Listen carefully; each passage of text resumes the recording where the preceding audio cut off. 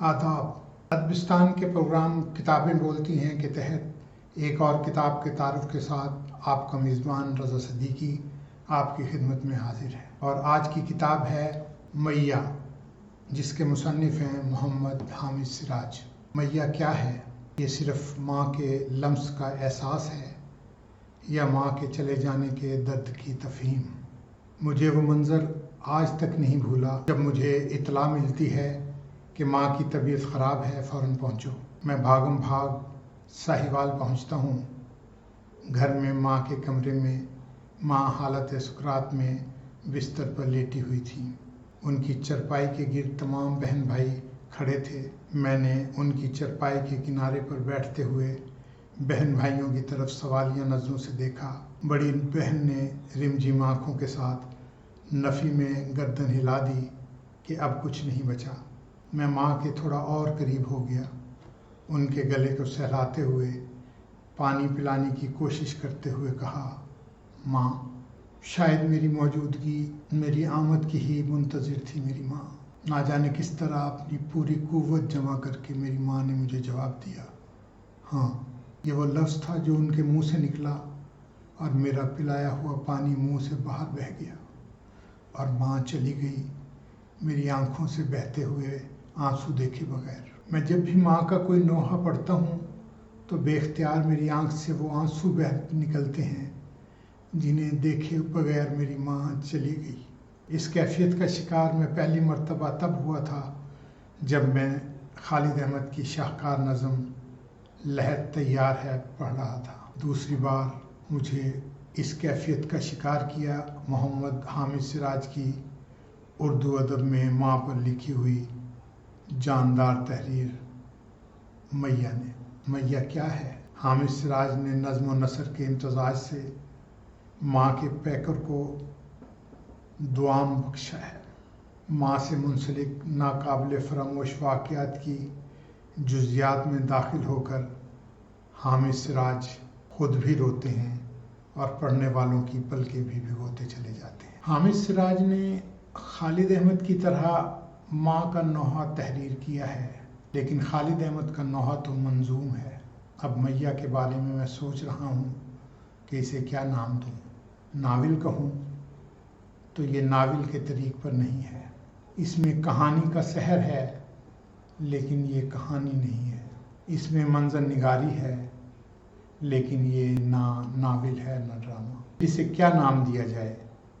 اسے خاکہ کہا جا سکتا ہے، کیونکہ خاکہ ہی یک کرداری ہوتا ہے۔ خاکہ نگار کی کیفیت خاکے کے انگ انگ سے پھوٹ رہی ہوتی ہے۔ یہ وہ ذہنی کیفیت ہے جب تخلیق کار اپنے اندر کے موسم کو باہر ہر چیز اور بیرونی کیفیات میں محسوس کرتا ہے۔ ہمارے ملک کی معروف شاعرہ سبیہ صبا کا ایک شعر اسی کیفیت کا اظہار کرتا ہے کہ اگر آپ اداس ہیں تو آپ کو ہر چیز اداس اور سوگوار نظر آتی ہے۔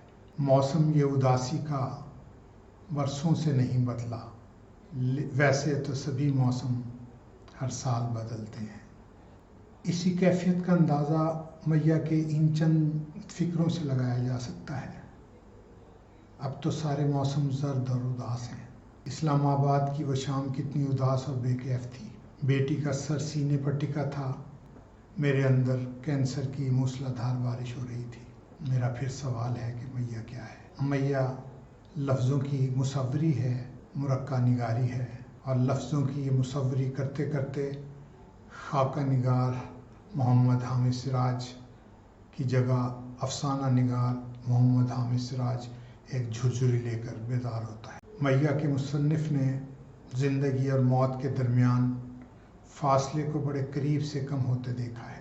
اسی کرب، بے بسی اور اداس اندر کے اس دکھ کو زبان پر کیسے لاؤں کہ جب انسان کے اندر کسی کی موت کا بیج اگنے لگے تو کیا کیفیت ہوتی ہے۔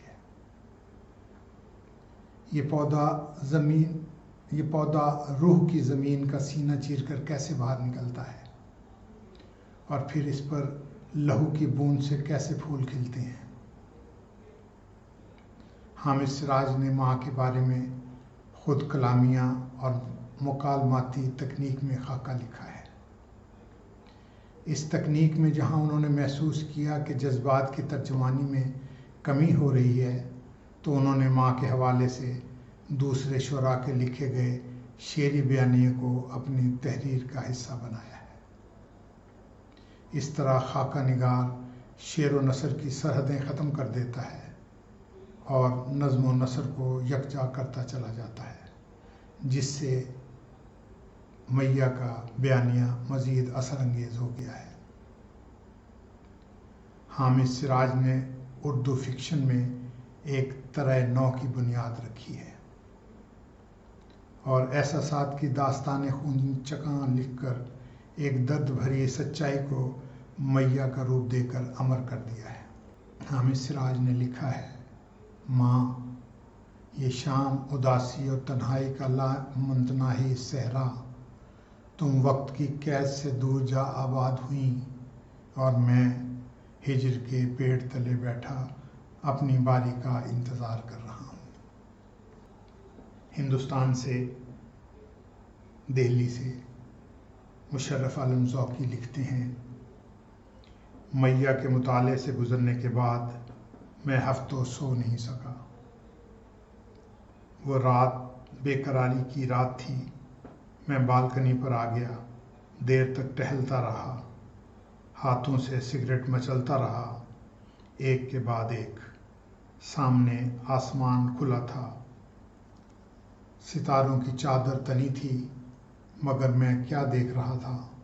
بہت سے چمکتے ننھے منھے ستاروں میں سے کسی ایک ستارے میں کس کی جھلک دیکھنے کو بیتاب تھا۔ اندر کسی گوشے میں چپکے سے ایک آواز تھرائی، ماں۔ ڈیئر حامد سراج، میں تو فکشن لکھتا تھا، تم نے میاں لکھ دی۔ ماں کبھی فکشن نہیں ہوتی، ماں تو بس ماں ہوتی ہے، صدیاں گزر جانے کے بعد بھی۔ مومن کا زمانہ ہوتا تو کہتا، میرا سارا دیوان لے جاؤ، مجھے میاں دے دو۔ حامد سراج، تم نے اردو فکشن کی تاریخ میں میاں لکھ کر ایک ایسا کارنامہ انجام دیا ہے جو اس سے قبل کسی بھی قلمکار کے حصے میں نہیں آیا۔ میاں فکشن نہیں ہے، ایک ایسی درد بھری سچائی ہے جس سے گزرنا بھی جگر والوں کا ہی کام ہے۔ حامد سراج، تم نے تو میاں میں صدیاں رکھ دیں، تم نے میاں کو فکشن کی لازوال بلندیوں پر پہنچا دیا۔ حامد سراج، اتنا تو بتا دو کہ تم نے لکھا کیسے؟ کوئی بھی فنکار ماں کو کیسے لکھ سکتا ہے؟ ماں تو فکشن ہی نہیں ہے، اور سچی بات تو یہ ہے کہ ماں کبھی مری ہی نہیں۔ تم نے تو میاں کو ہمیشہ کے لیے امر کر دیا ہے۔ اس سے بہتر ماں کا نوحہ کسی نے نہیں لکھا ہوگا۔ مجھے ماں کے لکھے ہوئے دو ہی نوحے پسند ہیں، ایک خالد احمد کا منظوم لحد تیار ہے اور دوسرا حامد سراج کی میاں۔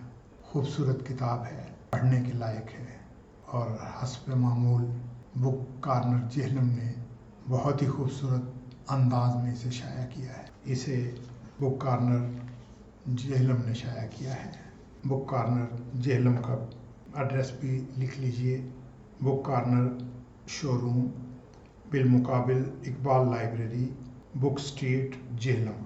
ان کا فون نمبر ہے 92، پاکستان کا کوڈ 0544، یہ جہلم کا کوڈ ہے، اور 614977۔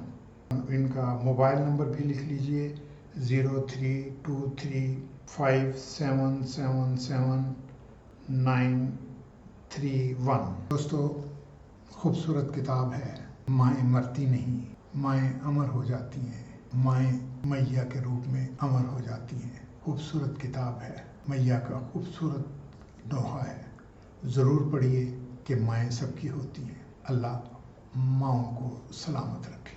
ہمارا ماننا ہے کہ کتاب پڑھنی چاہیے۔ آج کے دور میں، انٹرنیٹ کے دور میں کتاب پڑھنی چاہیے، کتاب خرید کر پڑھنی چاہیے، کتاب تحفے میں دینی چاہیے، کیونکہ کتاب سے بہتر کوئی اور تحفہ نہیں ہے۔ اپنے دوست رضا صدیقی کو اجازت دیجیے۔ ایک نئی کتاب کے ساتھ پھر حاضر ہوں گے۔ اللہ حافظ۔